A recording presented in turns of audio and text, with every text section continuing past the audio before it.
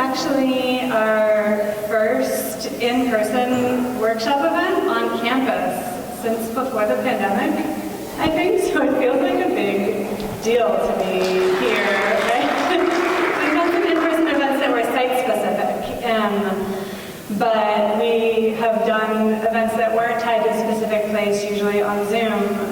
But Danita especially really wanted to come and be here with us in person, and we really wanted to bring her, so glad that she's here, and I'm glad that we're all in a room together.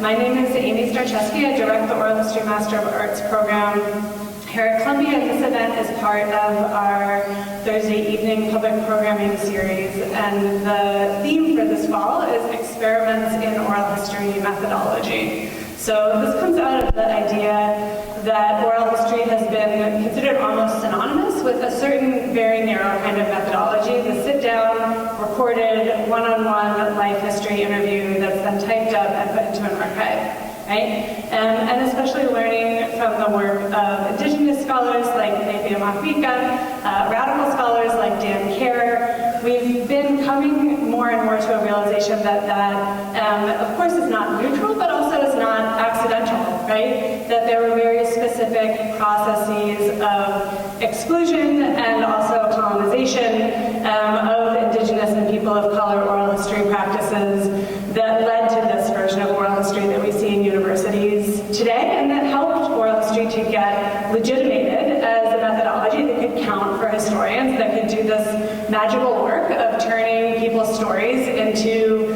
legitimate, authoritative primary sources, but that a lot was lost along the way. And so we've been in an ongoing process of trying to rethink those exclusions and think more broadly about what counts as oral history. So the first two events this fall were actually both about different aspects of AI and oral history, so pretty different from what we're talking about today. But this event and the one after it are both going to be about projects that challenge how authority works in oral history, that challenge where the center of power and knowledge is in an oral history project, that take universities, in this case, seriously, but don't assume that universities are the most important places where knowledge making happens. And so tonight's event in particular is going to focus on ways to bring oral history out of universities, and also to rethink the idea that people need to tell their stories always alone, right? Like, what happens if we tell our stories in a group?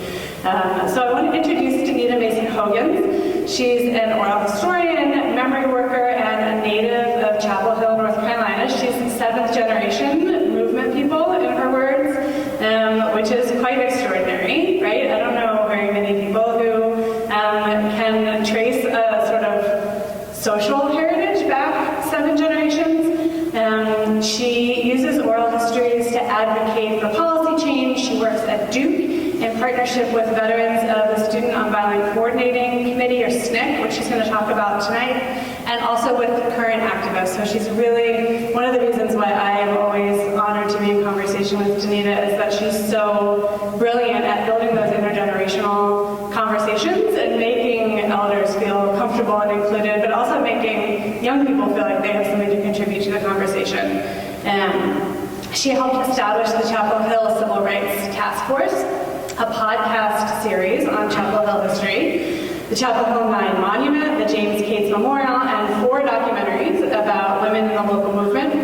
Her recent projects include a community-wide reparations book club discussion with Dr. Simona Golden and authors Sandy Darity and Kirsten Mullen, work with the UNC School of Medicine, the James Cates Scholars Young History Collective, and a documentary with Al Roker and John Deere, touching celebrity here, entitled Gaining Ground, the Fight for Black Land. Her current avocation, and I wish we heard that word more often, right, is for a no-cost education program and cost-free college tuition for the descendants of the enslaved laborers at UNC. So please join me in welcoming Danita Hogans to Columbia.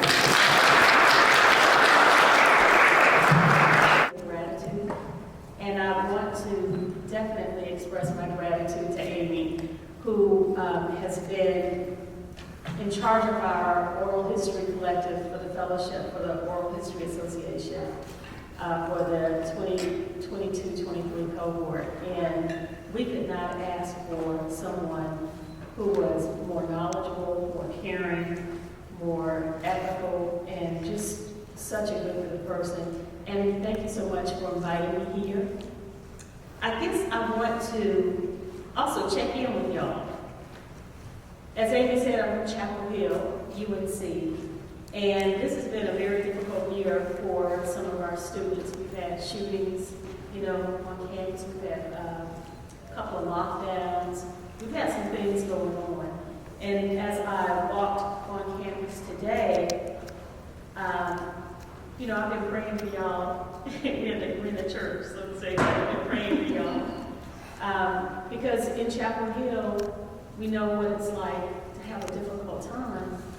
And I just wanted to check in with y'all. Y'all okay? See? Y'all okay? And I also wanted to say that I want this to be a discussion.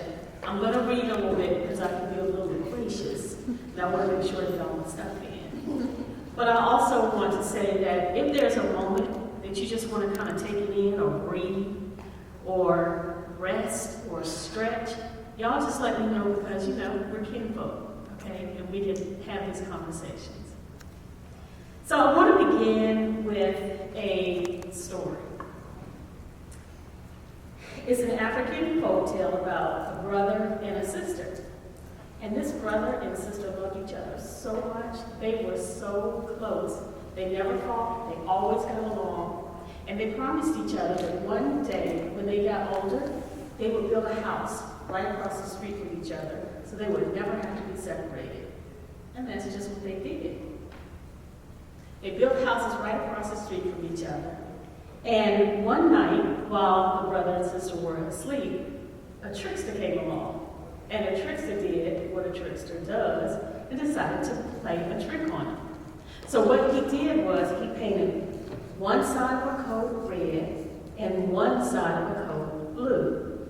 And then he waited until they were asleep and he walked down the middle of the road and he whistled real loud to wake them up. So the next morning, they woke up from their sleep and the young man, Akeem, just because that's my son's name, Akeem said, "Did you hear that noise, Akake?" That's my daughter's name. And she said, "Yeah, I heard that noise last night, Akeem." And Akeem said, "Can you believe it was so rude, that man waking us up in the middle of the night with his ugly old red coat?" And Akake said, "Well, the coat was ugly and it was rude for him to wake us up, but the coat really was blue." And Akeem said, "No, I saw it. The coat was red." And Akake said, "No, I saw it. The coat was blue." So then the king had the nerve to say, "Well, maybe you were drunk because you did stay up last night." And the Akake got upset and said, "You're trying to comfort me, king?" So they started arguing. And then the argument got worse and worse. Then they started fighting. They got on the ground just tussling. Right in the middle of their fight, who do you think walked by? The trickster. And that trickster was laughing so loud he had to hold himself together. He thought it was so funny.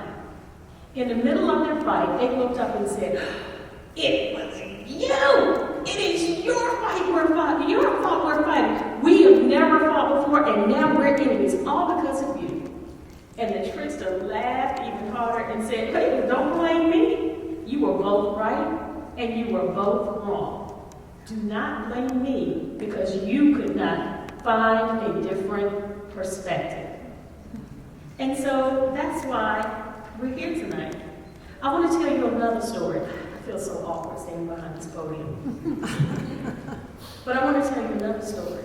And it's the story of how UNC came to be. Y'all want to hear that story? Yes. So the concept for UNC, University of North Carolina, started in 1776. So I often say that the relationship between the people at UNC and Black people, where I'm from, very much mirrors the relationship between this country and Black people in this country. So the concept started in 1776, and you had Eastern North Carolina and Western North Carolina.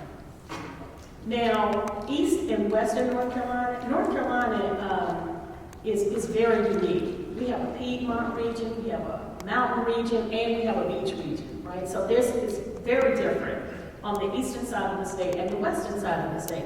And these rivalries go back for a long way. We don't even play with barbecue.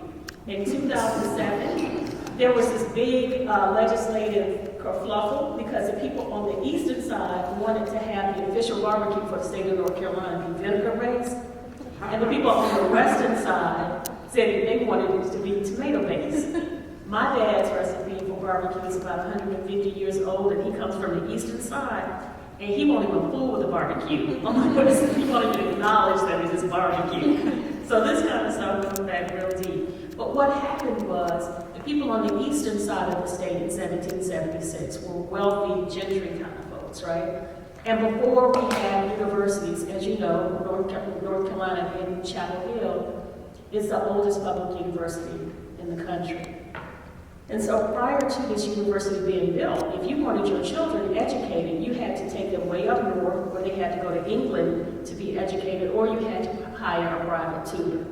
Now, the people on the eastern side of the state were wealthy slave owners. And I think at that time, North Carolina had about 75% of their General Assembly enslaved enslavers. So these, you had to be wealthy to own enslaved people, right? And on the eastern side of the state, there was a lot of poverty. So they were kind of poor, and they did not have a lot of enslavers on the western side of the state. They didn't own a lot of enslaved people, but they rented them, so let's be clear. They did use enslaved labor. But the people on the western side of the state did not want the people on the eastern side of the state to be able to build a university. And the reason was because they said, you're going to keep us oppressed over here. We're working class folks, and we get the scraps for what y'all don't want, and you have this big propaganda machine over the eastern side of the state, and we're just not going to fund it.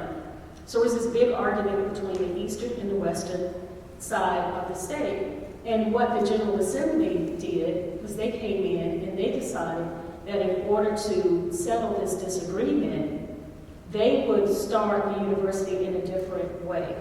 Usually when a state starts a university, what they do is they put a tax on the people and they say, we're going to start this university unless it's a private university. But UNC was started with a sheeted labor. What they said was, you can have these sheets, and that way we'll fund your university. Now, what an sheet is when somebody dies without property, their property reverts back to the state. And so that's the way University of North Carolina was funded, with sheeted labor. Well, the challenge was black folk is, we were property. So not only were black people the physical laborers who built the University of North Carolina, sustained the University of North Carolina, we were also the fiscal foundation of the University of North Carolina at Chapel Hill. And so we experience our history through the lens of the people who were laborers for the university. Okay, and you probably have to help me with these slides. Oh. Also, if you want to take the mic and walk around, you don't have to be typed up. Thank you. Okay, so what that means for me and my family is that we have been here throughout the whole existence of UNC, right? This is my great-great-great-grandmother, Sally Mason, who was enslaved. We've been here through the Civil War, Depression, World War II, Civil Rights, Black Power, and they're still here today. So our relationship with the university is from the red side of the code, the black labor force side. And we've had a very different relationship and therefore perspective of the university and town from the red side.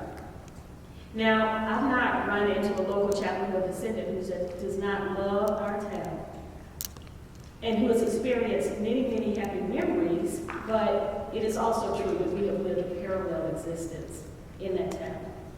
So, yes, let's talk about some of the things that UNC is known for from the blue side of the code. So yes, UNC is a relatively wealthy school. Oh, can y'all see that one? Yeah, Oh. So UNC is a relatively wealthy school for a state-supported school. I think when I did this research, it was probably last year, and they had at that time a $5.1 billion endowment, but it's actually increased since the last time. We're also known for medical research at UNC hospitals.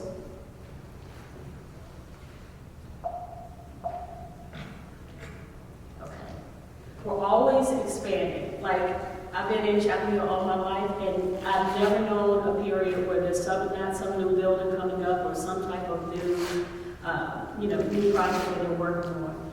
And local education, when I was coming up, was consistently in the top 10 of the country every single time in our local education program. Now, this is from the blue side.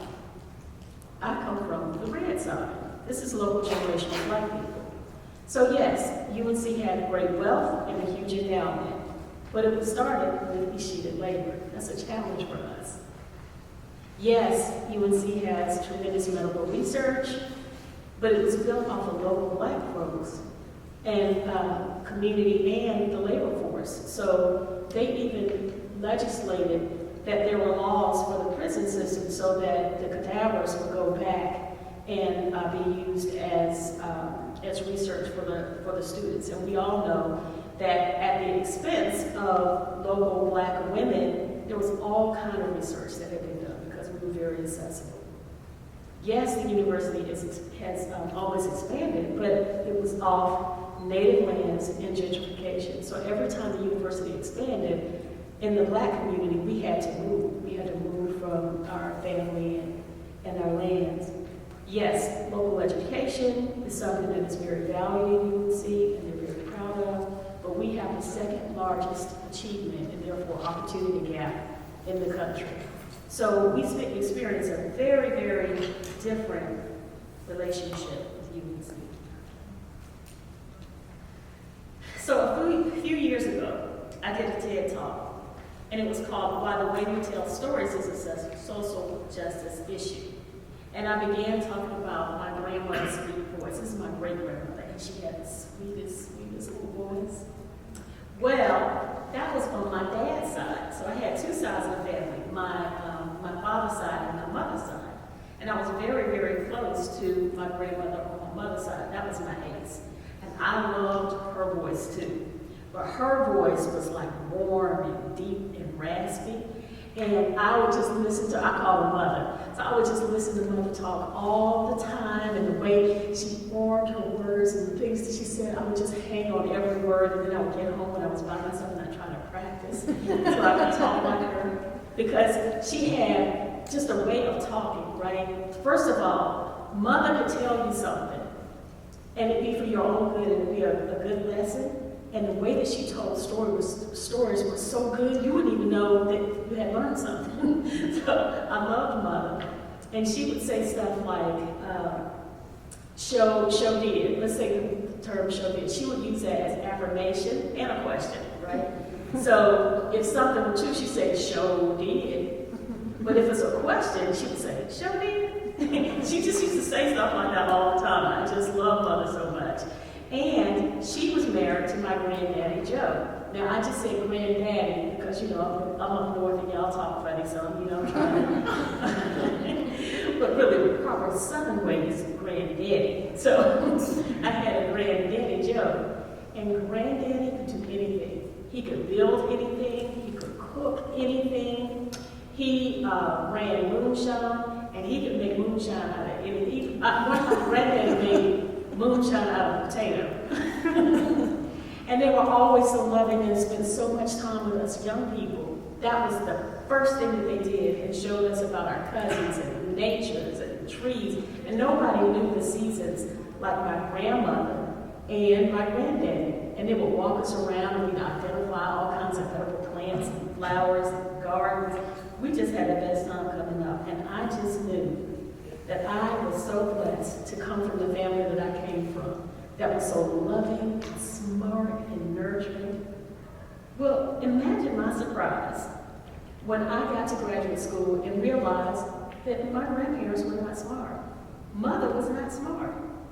And granddaddy definitely was not smart at all, because they didn't have a formalized education. And not only was Mother not smart, but the way that she spoke, that beautiful way that she spoke, they called it like broken English or pidgin English. They even had a term for this. And I thought about it, and I wasn't buying it, because I had spent enough time with my people to know that this notion was absurd. Mother was actually a naturally gifted teacher. And the way that she knew how to identify and categorize the plants and flowers would make her an advanced botanist in anybody's department. And Granddaddy, he could conceptualize and build anything. That's engineering. And his way of pulling things together with natural measurement in the kitchen was science. And his moonshot was definitely chemistry. So I knew that my grandparents were smart. And the way that they had to cultivate and know and read the weather, know where to cultivate and harvest the crops, that's a natural gift of intelligence. So instead of questioning the people who were able to build these knowledgeable, thriving, and collective communities, I began questioning the narrative of the people in power. And as I grew in my relationship with the academy, I began to understand that the way that we learned on the red side of the code was based on the values that gave us continuity.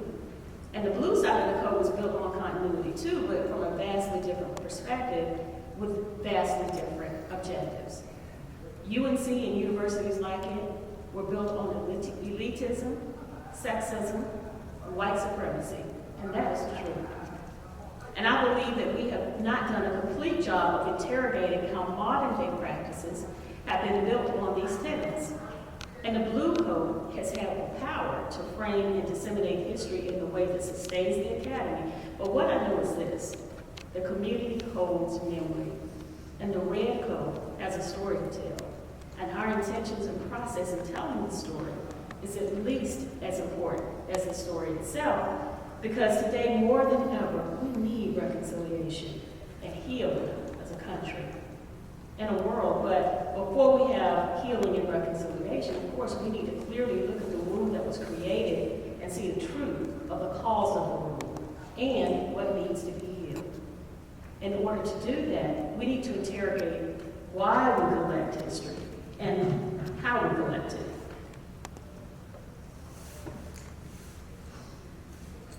So I found that how we use history in the academy in the traditional approach usually follows this pattern. First, we have the historical event. Here, researchers go to archival material, usually books or articles or documents from that time, called primary source documents, to learn about the event. And once they have a sense of what happened, they go to interview a person who may have been a witness or a part of the event and have that person to agree with the account of the researcher. Then the final product usually results in a dissertation, an article, or a book. Now this is really simplified, but that is about what usually happens. So if we use the civil rights era for an example, the challenge with this approach is that most people studying this era rely heavily on material that's been written by other academics who were either not there or not embedded within the community and did not have true relationships, mostly because of segregation. And there's been such a great amount of exploitation and extraction between the academy and the people who are part of the history that a researcher might give the story to someone who's willing to talk with them instead of the key actors of a particular movement or a moment, leading to a really incomplete movement of understanding. Because there's so much mistrust. The lens through which a lot of people have approached this history is through the eyes of the observer and heavily relied on this view of the civil rights movement and not through the eyes of the people who felt the need to participate or a deep understanding of a deeper motivation or process that they took to undertake the action. Does that make sense? Okay. And understanding why and how is paramount for academic understanding as well as the transference of this information to new generations of activists and scholars and an informed society for people who have dedicated themselves to the continuum of movement. So, how are we doing? We need a break? We okay? Okay.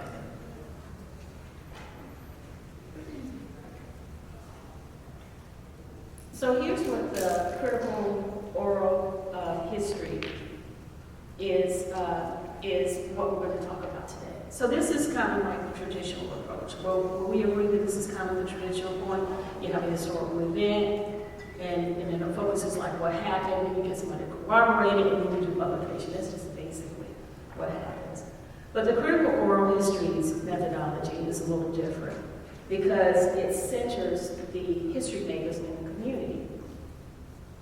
So in 2016 and 2018 at Duke University, I worked with the veterans of the Student Nonviolent Coordinating Committee, or SNCC, and scholars Jerry Augusto at Brown, Wesley Hogan at Duke, and legendary journalist Charlie Cobb to adopt and adapt this methodology in order to better understand an insider's view of the civil rights movement, and SNCC in particular.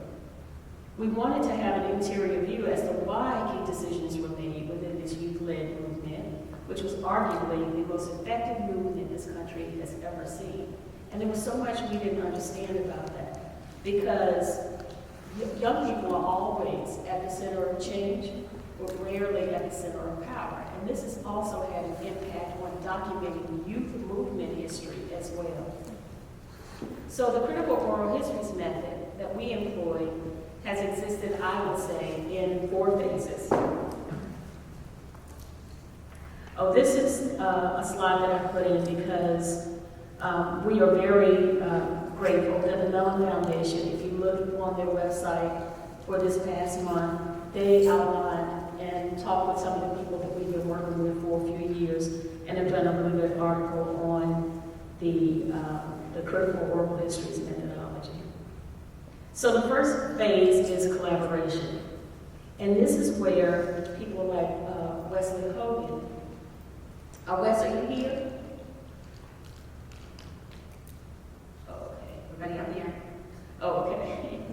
This is where people like Wesley Hogan come in. This is where Amy comes in, and you'll be able to hear from Wes in just a minute. But the first phase really is collaboration, and it's a gathering of the academy, of the people who are activists, scholars of the movement, and they decide on things like what particular thing they want to highlight or think about. And so that first phase really is collaboration. And that's an important phase because what people do is equalize power at that particular phase. And I think Wes is going to talk a little bit more about it. And Amy probably has shared with you a lot of the ways that she moves in order to balance some of that power. So that's the first phase. The second phase is research. Oh, do you want me to move this? Maybe just scooch it over so we can see your... Okay. Yeah, I am. I'm not so great. Okay. So how about that? Like you said. The second phase is research. So what we do is we have worked in teams, and the research team is convened to research the particular historical event based on what is currently available. And our teams consisted of a graduate student and 3 undergrad students who worked with a project liaison for the institution and the activists. So then next, the students share the work with key history makers to either corroborate or correct the historical narrative that has been presented. Okay. Thank you. So in our case, we might have an incident, something happened in Mississippi, specifically the Voter Rights Project. And I remember one time Charles McLaurin called in. The students wrote something about how they organized, and Mr. McLaurin called in and said, "Oh yeah. You remember when Stokely was on the back of that truck?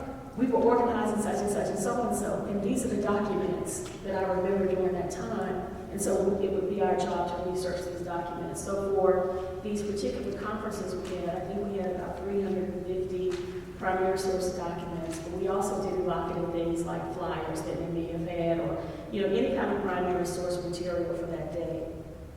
And then, under the guidance of institutional and key participants, the team revisits the research based on the corrections from the history makers, because sometimes they got it wrong, right? Sometimes they would say, "Oh, I know this is what you read, this is not how it happened, and this was not the intent." So the students work very closely with the activists to do that. And then out of this partnership, a large dossier of primary source documents and evocative items such as songs, photos, event flyers, etc. is created and agreed upon by the leadership team.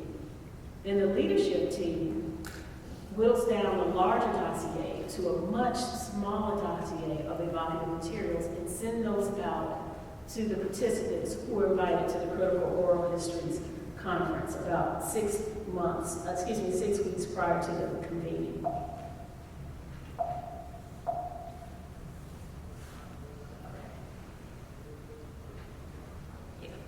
Okay.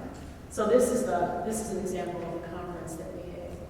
So the conference is held next, and it's facilitated by scholars of a particular event with key decision makers and adjacent actors who may have been journalists or opponents during that time for about 3 full-day sessions of discussions about why the event was necessary, who was involved, how decisions were made, and the counter opinions of the time.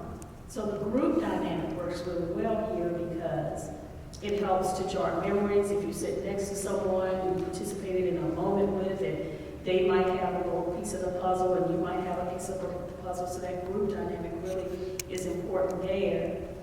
And it also, we have found the group dynamics is more fascinating because we have what's called adjacent actors.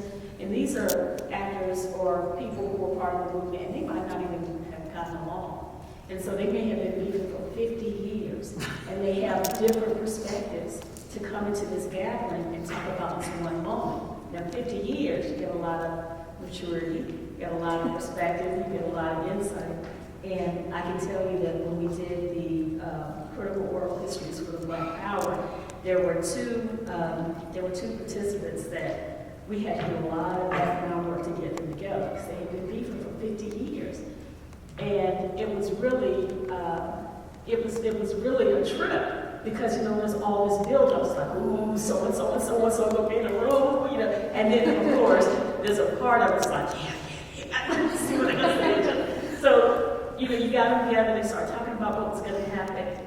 And then they get in a room together, and this, one of the participants said, yeah, man, about that card, I was an asshole. I was young. And I mean, the riff healed just that quickly, you know, and the other guy was like, yeah, I could have been better too. So you not only get the memory, you get the reflection of what happened and cause these divisions. But the group dynamic is really important for that evocative. And then also is, I find, a homecoming. Because a lot of these events happen, specifically in our case, when these young people were very, very young. So there's trauma associated with that too. Just like today, and you can see it in real time, when young people are really struggling to make things right, and make changes and make right in the world, they are very, very rarely congratulated. I can tell you as someone who was a student activist, you know, and my daughter wanted to go to the same school, and I'm like, tell them your last name. Tell them story.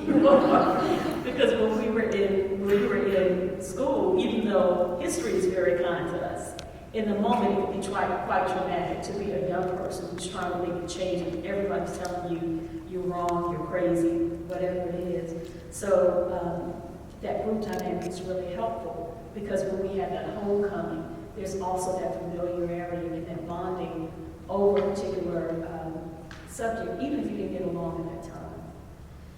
So the conference is held, and this is a conference I think we had on the Mississippi Freedom Democratic Party. I would say that the first conference we had on Black Power, we didn't have any young people there, but we did have an opportunity for them to ask questions.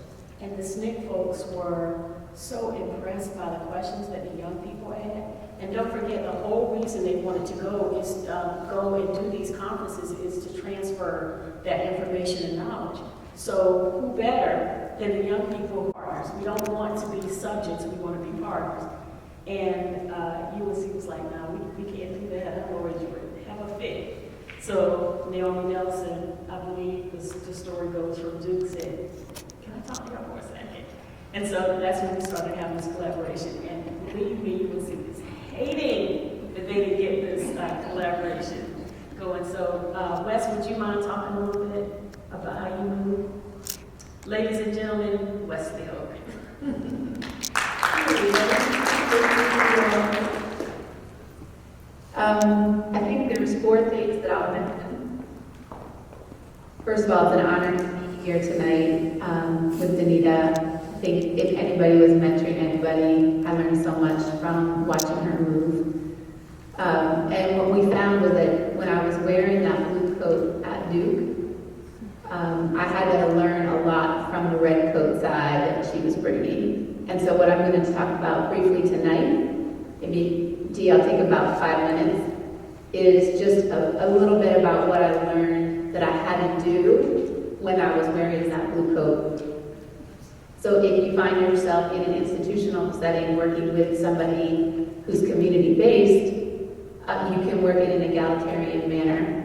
But everything at Duke set me up to work in a hierarchical manner with everybody outside. So the 4 things that I had to learn was first to, at that initial table where we met with the Duke, between the Duke people from the library, the scholars, and the SNCC people, we had to humble ourselves on the university side. So the SNCC people said, look, you all have been studying SNCC for a long time, and there's still a whole lot of stuff you don't know. So we are wanting to work with you. We want to build first a website and then some other projects, but we're not going to come unless 2 criteria are met. 1, that we retain copyright of our material. They'd had some really bad experiences, both with big libraries and institutions, and they had had some bad experiences with the King Center in Atlanta, where people just took their stuff and then would not let them have access to it. So we want free access for everybody, and we want copyright of our own material. So no firewall, no paywall, and we want copyright. So at first, Duke's legal team balked and said, hell no, we've never done that. When we access material and we take it into our library, we own it. That's the only way we can maintain it. And this is where Danita and my colleague, Naomi Nelson, who was at that time the head of the archives at Duke, said to the Duke legal team, nope, we can do this. We can figure out a way using a Creative Commons licensing model. And so everybody from SNCC who contributed their materials ongoing into the project retained copyright, and Duke's library could still take the material in and take care of it long term. And Duke has historically said you can't use the materials unless you're here, or you can't use the materials unless you are able to use your ID and your password to get into our site. And with the SNCC Digital Gateway, it's freely accessible to anyone with an internet connection.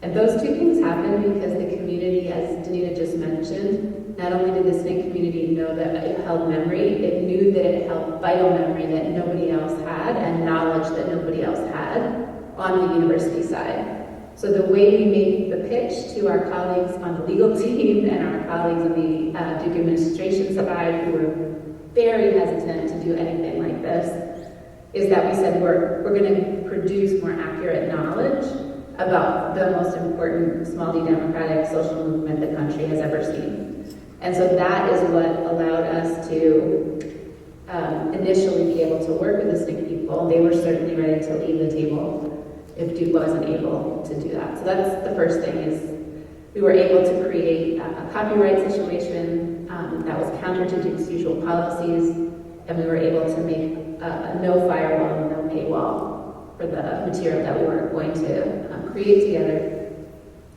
But then, so Mellon gave us a big hunk of money, and they gave it to both the SNCC Legacy Project, which at that point was its own 501c3 or nonprofit, and Duke together. But SNCC said, you all at Duke have experience in managing this grant, you manage it. And of course, once you put it on the Duke side, all of those processes of budget, of hiring, and of reporting, then kind of clicked into the Duke model for budget, hiring, reporting. which are extremely hierarchical and don't include anybody from outside.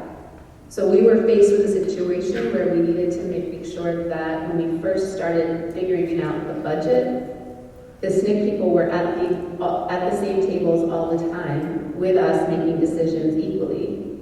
And we had to figure out, especially if there was a conflict and the Duke side thought the budget should be spent one way and the SNCC people thought the budget should be spent another, we had to humble ourselves and go with the SNCC side.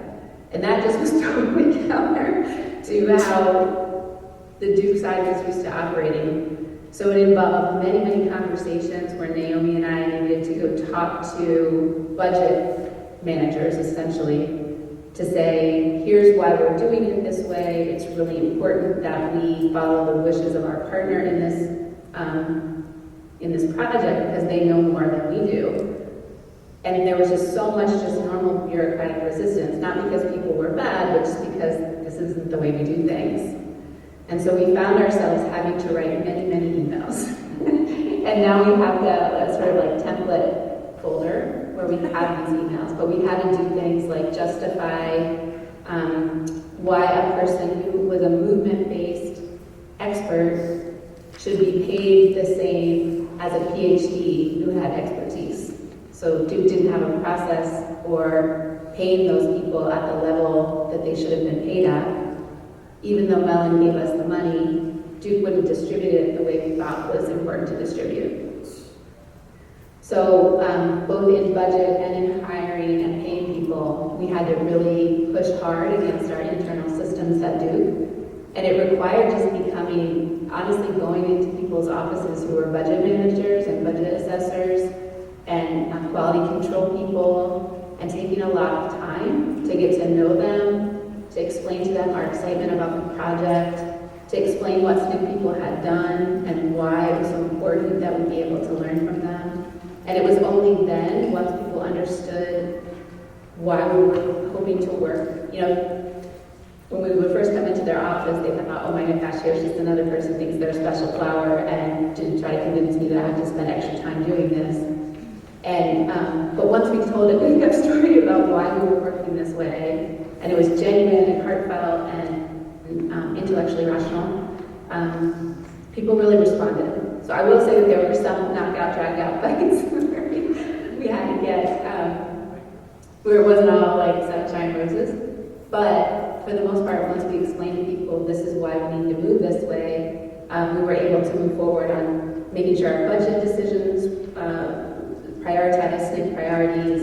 Our hiring decisions, we had to do things like get the SNCC people to have access to the personnel files so that they could be on the hiring team. And then, of course, probably the most important thing was trying to make a very cold, very hierarchical, very unfriendly institution be a place that people wanted to come. So we had to have like good food, and we had to make sure people were taken care of at their hotel and on their ride in from the airport. We had to make sure that things were easy for them, and especially when they came into Duke the first time, they didn't get some really like stern, grumpy person saying, "Who are you?" But instead they had somebody who was greeting them by name, greeting them with respect, curiosity, and welcome. And that just involved a huge culture shift on the part of a huge number of people that were involved on our team. And the person who taught us that, who really, went to each front desk at the hotel where people from SNCC were visiting and said, hey, here are the people who are coming. Here's what they did, was Danita. She did that with the catering team. She did that with the livery service. She did that with the young people that the graduates and undergraduate students we were working with. And so she taught us how to do this work at a pretty profound level. So Dee, I'll throw it back to you. I'm happy to pinch back in if you have other places where you want to speak about kind of new code.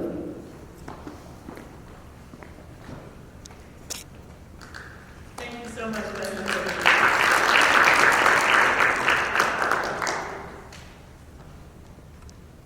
I must say that Wes and I are huge movement nerds, so we meet like all the time. time to, how can we get free this week? What else we need to challenge? So I thought it was very appropriate to have her here.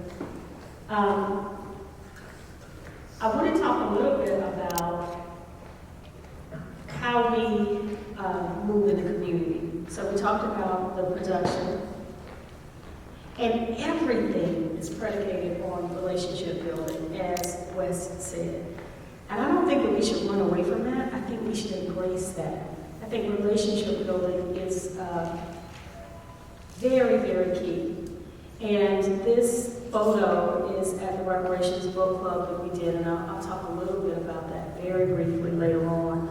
But I think that relationship building is so important because right now we live with so many different fractured relationships.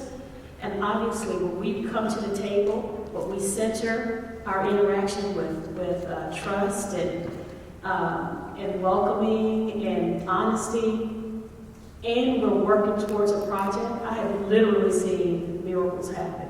So the only thing that I could do was just, please don't think this is corny, because I mean this just for y'all. So for me, you know, me being a proud daughter of the South, I take my husband's Southern hospitality very seriously. And last week, as I do sometimes, I hosted some students, because like I said, y'all had a difficult time. And, you know, Miss Danita, what are we going to do over there? I just want y'all to chill out. I just want y'all to chill out and be with each other. I want you to have rest. I want you to feel safe. I just want you to do your thing and know that you are loved and appreciated. So I can cook too, right? I can cook.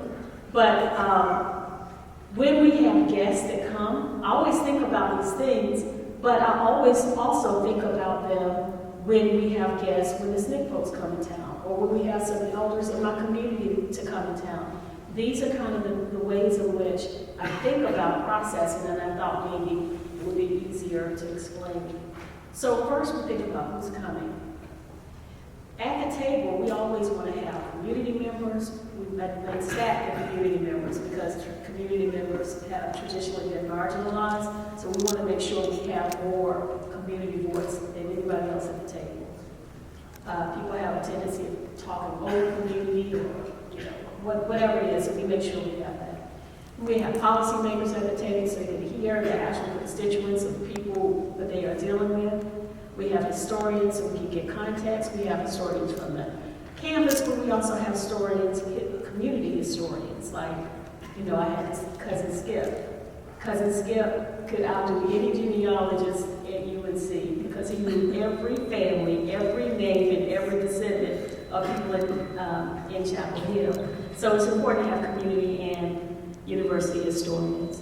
Young people I probably should put them first. It's very important to transfer that information. And then, does that say, you know what I thought it said, because I had my glasses on? I thought it said University Follies, but no, it says University And also, my favorite people in the world are archivists. So it's important we have local archivists. We partner all the time with the public library and the university archives so that we can make sure that all of this information is publicly accessible for everybody. And then I write little notes to myself. What are the etiquettes of discourse? This is kind of, you know, we have things called respectability politics. Have you ever heard that? And there is a difference between being respectable and respectability politics. You understand what I'm saying? I know people in the community who have been loving up on the community, they've been dedicated to the community, and you don't wear shoes when you come in their house. So this is what we understand, and this is what we tell them in terms of like, what are the, what is the etiquette of discourse? You know, how do we want to greet each other? How do we want to be with each other? And it's important to have those conversations so that we don't accidentally step on people's toes, which brings us to the next point. What are their practices? You know, different people have different things, different communities have different values, and it's important to know those practices. What is good to them? You know, it's not all about conflict, it is also about joy and finding the commonality in joy and practices and, you know, what we value. So I think it's really important to talk about what is good. Also, I think about how we can make them comfortable. So as Wes said, everybody, listen, I feel, especially people in the civil rights movement, I feel they should get all kind of Purple Hearts. I think they should be like set forever, because these are the people who changed democracy for us. They changed us for the better. And there are not a lot of revolutionary retirement plans going around. So a lot of people were blackballed, blacklisted, and live in poverty right now. And I think it's really important we acknowledge that. So for me, I go above and beyond for anybody during that period who is trying to make things better. I'm not ashamed to say, what can I do to make you comfortable? And I want everybody they come in contact with to know that at any event that I'm hosting, these are people that are worthy of respect. And they're elders now, and it's not easy. That's easy to move around. I'm in New York, and I was like, what kind of training do I take to get to Columbia? A lot of practices we don't know, so it's very important to make them feel comfortable. Sometimes it might mean they don't want to ride in an Uber. They want you to come pick them up from the airport, and that's no problem. So when we get to the table, it's really important to have transparency. Because sometimes we hold secrets, and it's not necessarily in an evil way. It's just like they don't need to know all that, but we do need to know all that. Because people know when you're holding back, and then we revert back to those old systems of mistrust. So it's very important for me to say, this is what we can do, this is what I'm not sure about, this is where we're trying to go. History is important, especially where I'm from, because we have a very transient community. So somebody who may have been there like 10 years ago might not know the deep-rooted history of, whatever it is that we're trying to address. Power sharing, as I think Wes did such a beautiful job of talking about power sharing, and how Courtney Cox calls it is informational wealth from the State Legacy Project. So y'all have all these things, but we have informational wealth. And that is worth more than gold. So also I think that humanity is something that I was like, well, should I write that? But yeah, humanity is really important, because if we can see humanity in each other, then I think that is fundamental for us to forgive each other for some of the ways in which we step over each other's toes or say the wrong thing. So if we have all these things together, I think we're set for a pretty good conversation. So I'm going to take just a few minutes and talk about community projects, but then I really want to hear from y'all. So some of the community projects that we've done, these are two white women who are 7 generations from Chapel Hill too, and we sit on the Missy Julian Fox's porch, and she's the lady with the brown hair. And we all sit on her porch and we talk about social justice issues. We talk about how to make things right in Chapel Hill, because when women get together, we can talk some stuff out. And we've been meeting now for about 3 years. These women come from wealth and privilege, and we talk about how we can make the education system better. Or they might talk about what needs to be addressed at the university. So these are just an example of some of the relationships that we have developed over the years that did not start out in implicit trust. We have built that into development. That takes time. And that's difficult for y'all too. I can't tell you how many students come up to me and say, Miss Danita, I have a project due. Can you introduce me to some community folks? But I need to have my project done by the end of the semester. And that is not enough time, really, to establish the type of relationships you need. And so it's kind of counter to how the red side operates. That is a problem with the blue side. So when we engage with people, this is from the Chapel Hill 9. This is one of the things that we did. Go to the community instead of having a plan, say, what do you want? And you take notes and see if you don't end up in the same place. So these are the elders from the Chapel Hill 9. This is part of the organizing we did, because once you have those oral histories, typically people don't share just to share. They either want to have continuity, or they want to have policy change, or they might want to correct a historical record. So this is the thing from the Chapel Hill 9. This is one of the things we did with Cornell Watson, who was being shut down at the university because he had some photographs. Cornell Watson is one of the hottest photographers in the country right now, and he was shunned by UNC because there were some photographs that he wanted to include. So essentially, they told him he could not do his photos in the way that he wanted to. The challenge was Cornell had talked. He had talked with community members, and the photographs were about Chapel Hill history. So we organized and we said we can tell the stories, and then we took his photographs, developed QR codes, so when people walked in, they could hear all these Chapel Hill stories with these oral histories. And then the snooty people wanted to say, oh, we need dossiers. Is it not? Docents. We need docents. And so we're like, oh, okay, that's cool. We'll get some young people from the community and teach them how to be docents. So we'll learn how to do that too. And they were the best docents because they were descendants of the people who were, whose history was talked about in those photos. And so you see Cornell spending time with them. It also came when we did University Study in Slavery last year at UNC. And all these people from all over the country came with all these academic papers and the journalists. And then we had the creative James K. Scholars, and these are folks from, I think, 8th to 12th grade, and what we do is teach them how to document and record what's the difference between primary and secondary sources. They talk to community elders, they do podcasts, they do documentaries, they listen to younger scholar activists, more closely to their age as a kind of networking thing for when they go to school. And this is really important. They listen to community elders. Now this man's name is Braxton Fasheed. Mr. Fasheed did not know it, but I wanted to tell his story because of the extractive way that he has been dealt with. Mr. Fasheed didn't want to tell his story to anybody. It's very difficult to get him to tell his story, but knew Mr. Fasheed, had a relationship with him, and said, Mr. Fasheed, come and tell us some of your oral history stories. But the reason that we really wanted to do that is because we wanted to honor him. The community wanted to find somewhere to acknowledge the work that he had done. Braxton Fasheed started in the movement. He was 15 years old when black people in Cardboard could not vote and had to talk about how many jelly beans were in the jar. And he has been consistently engaged in local government since he was 15. He's like 85 now. So we wanted to honor him, and he didn't know it, but we were trying to document his story. These are the young people interacting with the community elders. And another special thing is that we work with the university in a different way now. These were first-year medical students from UNC who wanted us to come up and, talk with their students. We're like, why don't y'all come to the community? I'm gonna show you the community and give you some oral histories of people in the community and how UNC's racialized footprint has caused some of the diseases that y'all treat in town and how we've been used for medical experimentation.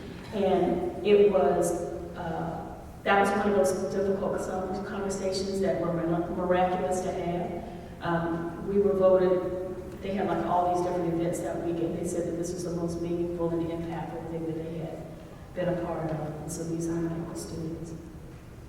And this is the fight for Black land. Again, hearing the stories, we've lost about 80 to 90% of Black land where I'm from. And that's not something that is often lifted up, so we needed to talk about that. And this is Eternal Hope. That was the last time I was in New York. It was to film for this documentary. And y'all, I did not realize how green upstate New York was. I felt right at home. It was so country. It was really beautiful to see. And this is me and my love. And the other day, I was so happy because Carrboro Town Hall proclaimed December 13th as Braxton Duncan Fasheed Day. So he got his day. So this is just some of the ways that we used oral histories for policy change, and also how important those relationships and relationship building was. Now, we have just a few minutes. I would like to ask if y'all would be willing to get into some little groups. We just meet for a few minutes and maybe have a report out. I have until 7:30. Yeah. Okay. So I would love to see if y'all could get into groups of 3.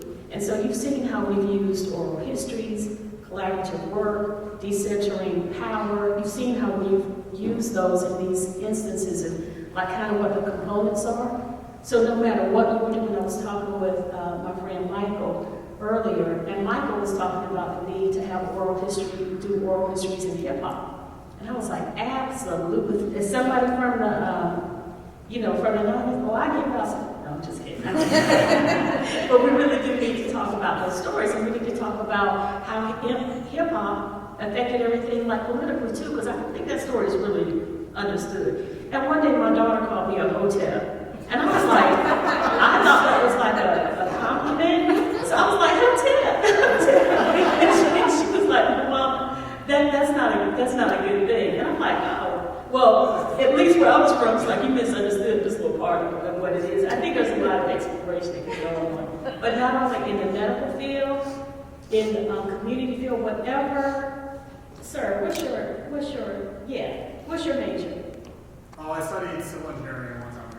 Civil engineering? Absolutely. We need to have these stories of how displacement has happened in our community and urban renewal. We had the women of the movement talk to some city planners, and they were talking about how they could build things differently. So these women were part of the Fair Housing Act of 1968, and were able to talk about how to use the planning to think about marginalized people. So y'all get what I'm saying to do? I want to see if y'all could break into groups, because y'all going to share with me way more than I could ever share with you. And I'd love to hear your thoughts on how you might be able to use this in the disciplines or practices, or just maybe some suggestions for me to bring back to my people from Chapel Hill. Okay? So let's take about 5 minutes to do that, and then we'll have a roll call. Do you want to share? Use the mic. Go ahead. Among somebody interviewed me from NPR this summer, and I didn't realize until like maybe 2 months later that this was me in the graphic, because I made a statement to her. I made a statement to her that I bring my ancestors with me in every room, every situation, every interaction, and I really and truly mean that. And so I was doing something for something else, and I came across this, and I was like, oh, my script is just like my... Wait a minute. I didn't realize that was me. But this is exactly how I feel. So whether I'm with Duke, whether I'm in the community, I listen to them. And I ask them what they want me to say. And they propel me not to be silent when future generations will be impacted by the conversation that we've had. Or the truth needs to be brought into the room that is uncomfortable or suffocating. And I told you about my beautiful grandmother and the kind of community that I've come from. So I'm very bold. And I'm also very clear that some of the ways in which power moves, in studying freedom movement studies, I understand that so much is rooted in power, but so much of that power is in what we're taught, the way we are cultivated, and what we believe, and not what's real. For me, this is what's real. So I'm bringing them everywhere I go, and the truth comes with. But thank you, Molly. That was a really nice question. Anybody else have a question or a comment? Hi, everyone. The research collective. Here, let me give you the mic. The research collection is what I liked a lot, because what I noticed from it was it looks like everything on the left occurs at the expense of what's on the right in a lot of ways. So that kind of like jutted out to me as something to think about. I never put it that way, and now I'm going to take it with me. I'm going to take it with me. I appreciate you saying that. Anybody else? Yes.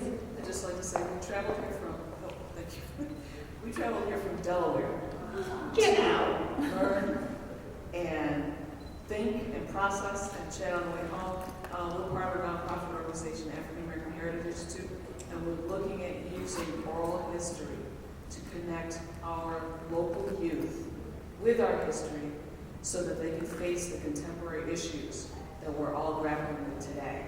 We have the local legends, and we're on the cusp of doing great things, but we're in a bit of a rush because in some cases our elders are aging before our very eyes. That's right. And we've lost some. We have access to their kids, to their letters, so it's a little different, but we'll do what we can with what we have. But our youth are so challenged, and we really feel like connecting them with our history and We're from Delaware. I'm not originally from Delaware. I'm from upstate New York. I will never live in Delaware long enough to be a Delawarean. It does not matter. I am. But our youth are challenged and grasping and desperate.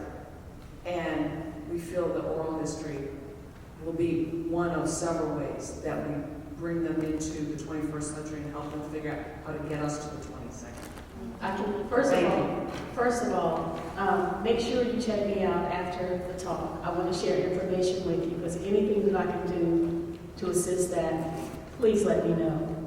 I have found that the use of intergenerational transfer of knowledge with oral history has emboldened young people in Chapel Hill, that know where they come from, giving them a sense of pride and purpose. And what I love about it is these practices that we've learned at Duke and cultivated at UNC and all this other kind of stuff. They're not too young. They can operate equipment. They can do that. And with the partnerships we have with local libraries and stuff like that. So the elders are in that project. They love it so much because when they were young, they were really kind of demonized for the work that they've done. So to see young people really appreciate the work that they've done, it kind of, I've noticed that it really kind of situates them differently. That's such a wonderful, the James K. Scholars for me are everything in terms of the work that I do, and I'd be happy to talk with you. And thank you for coming up from Delaware today. You can hear one or two more. Folks have other comments, questions? What's resonating with you? Hi, I'm Lori. I'm a student here at Hogans on Park Safety. And I have a few questions, I think. But the first one is, I'm just so struck by all the care work that went into putting all of that together. And I am sure that, like, your belief and just conviction for this project allows you to, put in all that care work. But I'm curious about how you then pour back into yourself, or like your community pour back into you as you expend that energy. Cares for it's also energy, it's also it's work. So I'd love to hear about that. I'm also curious, just like time-wise, when did you start planning this project, or like all of those things to like fall into place? Well, Lori, first of all, thank you for that. And secondly, when I was talking, you were doing this, that gives me energy. Spending time around young people, knowing how important this work is. And I have children who are young, college age. Some of my daughter's in graduate school right now, and I think about what I would like for somebody to say to her. And so it's important for me to pour into young people and let y'all know how incredible y'all are, how important y'all are. And so for me, that gives me energy. That gives me energy. And I do need to take more naps. But also, again, had it not been for this oral history fellowship, I would not have been able to get the work done. Because you're right, sometimes it's 7 my husband, my beautiful husband, is here. And he will tell you sometimes it's 7 a.m. to 7 o'clock at night. And I feel, and I'm sure you sisters from Delaware feel the same way. There's so much to be done. Our elders are going away from here. There's so little time. The SNCC folks told us this past, a couple of months ago, we were stalling on a project component. We were like, y'all need to get it together. We are 80 years old. We're not going to be here in 5 years. And I was just like, because the elders that I work with in Chapel Hill are the same age as the SNCC folks, so a lot of that stuff is like parallel. But it's absolutely true. They say even we won't be here physically, or we won't be in the position to be able to pour this energy in. And so that's why there's this level of desperation that keeps me going. But I tell you, it's the young people that really inspire me so much. Y'all are the smartest generation we have ever seen. And I just want you to know how much you are loved and appreciated. That's why they cooking macaroni meals for the students at school, because I want you to know you're young and brilliant. And the last thing I will leave you with is, y'all, if you do anything else, don't be like the system. Change the system. The system needs to be like you. the values, the heart, the intention that you have come to this university in, don't change that because that's not wrong. We need to sit down. People my age, we need to sit down. But y'all are going to be the ones who are coming up. You're going to be that compassionate engineer, you know. So I really want to let you know how much I appreciate you welcoming me with all y'all going through. I saw the sweetest young people on campus, showing me how it goes, greeting me with smiles and affection. So I just want you to know how much I really appreciate being invited here and sharing space. And anybody that wants to stay in contact, Amy has my information, and I'm happy to help out in any way that I can. So thank you so much.